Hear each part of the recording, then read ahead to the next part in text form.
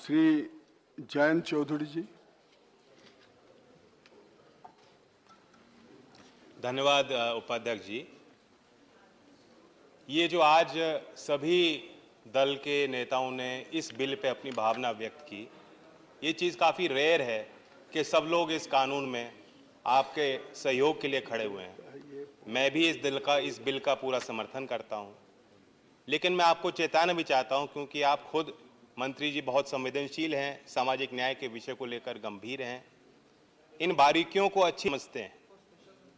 जो कई सांसदों ने ये चिंता जाहिर की, अपने प्रदेश की बात की, उस तरफ से माननीय वरिष्ठ सांसद ने बताया कि नदी पार एक जाति का दर्जा बदल जाता है, दूसरी नदी के दूसरे छोर पे वो जाति का दर्जा दूसरा होता है। अभी वरिष्ठ सांसद फौजिया जी ने धनगर समाज की बात की। यही समाज उत्तर प्रदेश में भी उनकी मांगे हैं। र और ड के चक्कर में, एक अक्षर के चक्कर में पूरे जाति को, समाज को रोका गया है। धनगर, आप दूसरी जाति की बात कर रहे हैं। तो सवाल, ये तो बिल तो बहुत सरल है।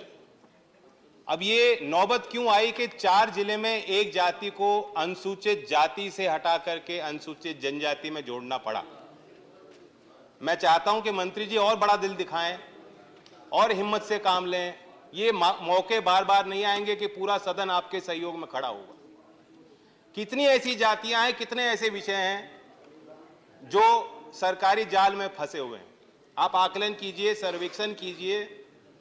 मैं कोल जाति की बात करना चाहता हूं। लगभग 7.5 लाख कोल समाज के लोग उत्तर प्रदेश में विराजमान हैं।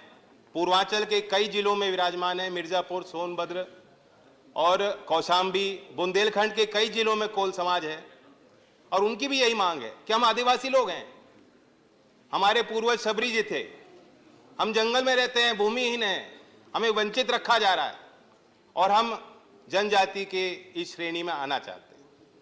ये 2002 में सरकार ने चिट्ठी लिखी थी, प्रदेश की सरकार ने केंद्र सरकार को। 2013 में कोल समाज के आर्थिक और सामाजिक स्थितियों पर दोबारा अध्ययन हुआ, विचार हुआ। 2014 में फिर चिट्ठी लिखी गई। तो प्रस्ताव आपको सरकार जब भेजती है, और तमाम कई राज्यों में से आपको प्रस्ताव भेजे गए हैं, कई जातियों के विषय यहाँ सांसदों ने उठाए हैं। मैं चाहता हूं कि थोड़ा बड़ा दिल करके, हौसले के साथ मंत्री जी आप फैसला लें और एक बड़ा मसौदा तैयार करें जिस पे हम लोग सही रूप से अपनी बात रख पाएं। जो हमारे वरिष्ठ सांसदों ने बात रखी कि आज तो हमें पता ही नहीं है क्या स्थिति क्या है। 4 बच्चे हैं और 3 को भोजन दे के संतुष्ट हैं। जब तक हम आकलन ही नहीं करेंगे, जो आंखों पर पट्टी हमने बांधी उसे उतारेंगे नहीं और देखेंगे नहीं क्या स्थिति है। जो सरकार से पूछो कितने किसानों ने आत्महत्या की, सरकार कहती है डेटा नहीं। अनएम्प्लॉयमेंट में सवाल होता है सदन में, सरकार कहती है डेटा नहीं। जो किसान शहीद हो गए किसान मोर्चे पे, उसका कोई डेटा, कोई जानकारी सरकार पे नहीं है। कम से कम इस मसौदे पे जो जानकारी आप इकट्ठा कर सकते हो उसे तैयार कीजिए। जाति गणना के समर्थन में मैं आज सदन में खड़ा हूं।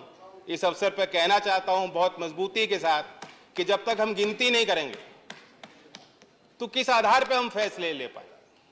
और बाकी ये बिल बहुत सरल है जैसे मैंने कहा, लेकिन ये ऊंट के मुंह में जीरा है। वास्तव स्थिति ये है कि जमीन पे लोग ये सोचते हैं, आदिवासी लोग, वंचित समाज के लोग जो आज भी मुख्य धारा में नहीं है, उन्हें ऐसा लगता है कि जब हम लोग चुनाव लड़ने जाते हैं तो उनके लिए मीठी मीठी बात करते हैं, उनको गुड़ दिखाते हैं, और जब सरकार में आते हैं तो सरकारी तंत्र उनको डाला मारता है। तो उनके साथ न्याय होना चाहिए।